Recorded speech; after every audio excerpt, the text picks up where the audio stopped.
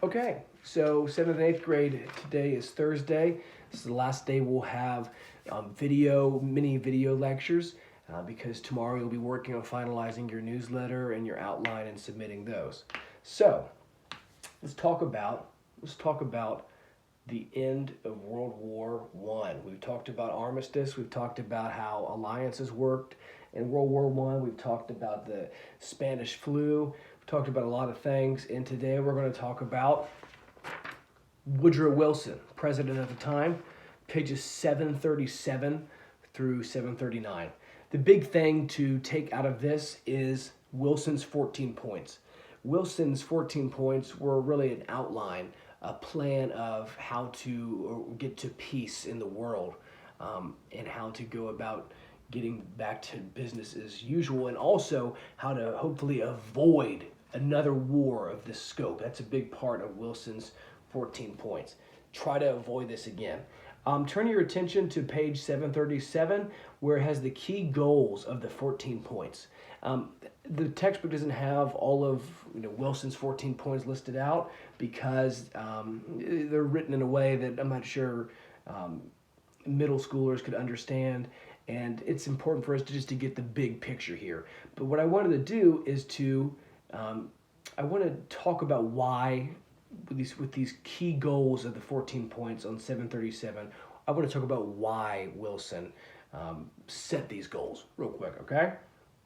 The first one you see there is he wants to end secret alliances. Well, obviously this relates to the secret alliance between Russia and Germany. That could be a big problem. Think about like just as far as like friendships go. If you're allied, you're friends together, and then somebody has a secret agreement with your worst enemy, that's going to complicate things. Then think about that on a scale of nations, a scale of countries. That's pretty problematic. So he wants to avoid that. The next two, encouraging free shipping and removing barriers on trade. Obviously, the economic fallout after World War I, pretty significant, and you don't want to risk destroying your economy because of your involvement in war. So really trying to make sure that because of alliances, people are still having the ability to trade with one another. The next one, reducing armies and navies. Why would Wilson want to do that? Well, militarization, as you guys remember from last week, is the aggressive strengthening of the army and navy. And we see that happen in Germany. We see that happen in Austria-Hungary. And whenever you see militarization happening, what's that a sign of? Well, it's a sign that you're preparing for war. You're going to go do something naughty with another country and annex them or take them over, overpower them. So he wants to stop that. In more modern times, we've seen how it's been a little bit spooky when sometimes nations will do that even today, such as like North Korea, when they're really militarizing their nuclear weapons program. We saw that a couple years ago, and then that's scary because that's a kind of a low-key threat, the same way it was during World War I. That's why he says reduce armies and navies. Colonial claims. A colonial claim, you can think of that as something basically when they annex a country, right? You're claiming this is a colony of my nation now. You're annexing, absorbing, claiming another area. And so we see that happened. Austria-Hungary kind of annexed some areas that maybe didn't need to be annexed. Maybe kind of abused their power in a way. A lot of times, if you don't have a colonial or a just colonial claim, a right colonial claim, if it's something where you're kind of abusing your power, a stronger nation taking advantage of a weaker nation, that's not an appropriate colonial claim, and that's not basically don't annex things that you don't have the right to annex. Don't abuse or take advantage of smaller nations, because that can really be a problem, and it's not very nice. Settling border disputes, that's kind of related to the same thing.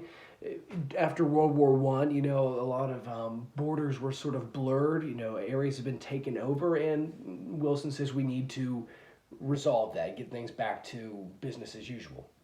And perhaps the most important one is to establish the League of Nations. The League of Nations basically was an organization, a League of Nations that representatives of as many nations as they could get on board from all over the world aimed at promoting world peace. The United States actually did not end up joining the League of Nations, even though it was sort of outlined by Wilson. Couldn't get that approval. But the League of Nations is like a precursor. That means it comes before and is a blueprint for the United Nations, which is currently around today a organization aimed at promoting world peace, where we have delegates, representatives from all nations of the world, or a lot of them at least, and they try to improve communication and to resolve global problems. And that is obviously, it's not a coincidence that this happened. This was suggested during World War I, because the idea is that hopefully a world war could be avoided if everybody could communicate and promote peace together. And like I said, the League of Nations leads up to, is a precursor to the United Nations. You need to know that. So that's what Wilson, his 14 points, and it's kind of interesting to think about.